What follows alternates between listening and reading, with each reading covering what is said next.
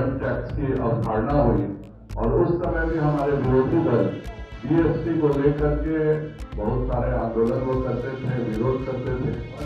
One election का भी आया। मैं सभी अपने राजनीतिक दलों से अनुरोध करूंगा कि इस पर जेपीसी बनी है और जेपीसी में सभी अपने विचार प्रकट करें, पर खुले दिल से इसके बारे में हर दल को विचार करना चाहिए।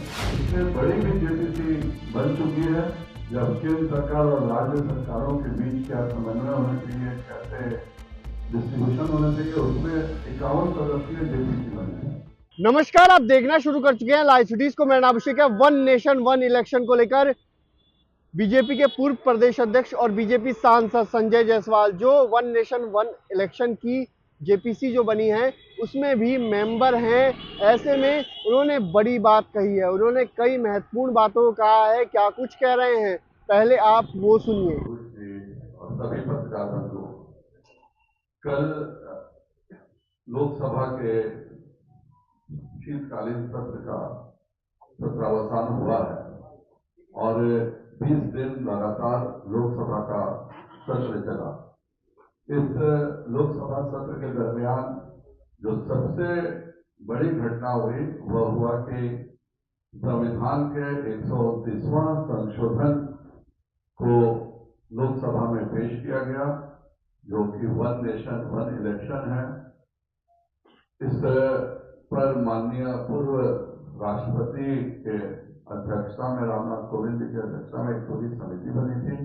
उस समिति ने भी अपने रिपोर्ट दिए थे और उसके पश्चात माननीय प्रधानमंत्री श्री नरेंद्र भाई मोदी जी ने उनकी कैबिनेट ने इसको पास किया। यह इस देश का ऐतिहासिक परिवर्तनशील फैसला। सबसे पहले मोदी जी के समय में ही वन नेशन वन टैक्स की अवधारणा हुई और उस समय भी हमारे विरोधी दल जीएसटी को लेकर के बहुत सारे आंदोलन वो करते थे, विरोध करते थे। आज हकीकत यह है कि जीएसटी लगने के कारण विकास भी तीव्र गति से हो रहा है।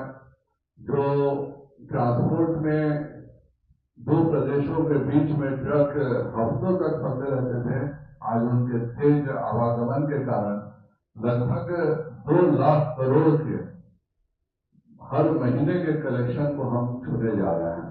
उसी प्रकार दूसरा बड़ा परिवर्तन उन्होंने वन नेशन वन राशन के रूप में दिया।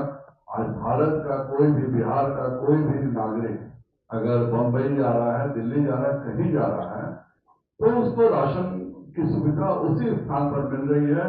यह मोदी जी का फैसला था। और यह जो वन नेशन वन इलेक्शन का भी आया है, मैं सभी अपने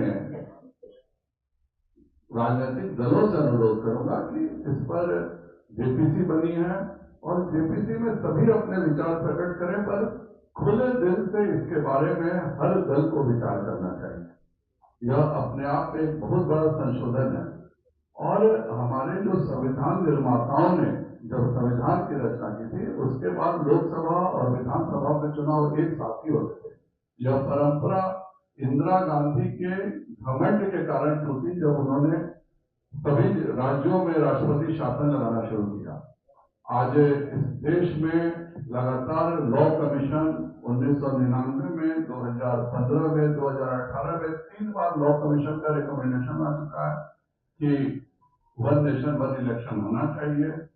भारत के संविधान में आर्टिकल 327 के माध्यम से संसद को यह अधिकार भी दिया गया है कि वह न केवल लोकसभा के चुनाव बल्कि राज्यों के चुनाव पर भी निर्णय ले सकता है।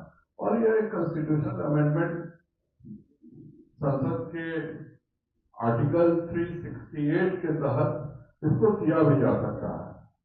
बहुत सारे भ्रांतियां इस पर फैलाई जा रही हैं कि कैसे होगा, किस तरह से होगा। तो आज पहली बार एक जेपीसी बनी है। साधारणतः जेपीसी में 31 सदस्य होते थे।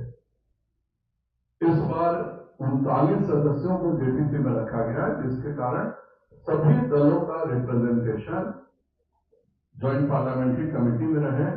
और इससे पहले इससे बड़ी भी जेपीसी बन चुकी है, जब केंद्र सरकार और राज्य सरकारों के बीच क्या समन्वय होना चाहिए, कैसे डिस्ट्रीब्यूशन होना चाहिए, उसमें 51 सदस्यीय जेपीसी बने हैं।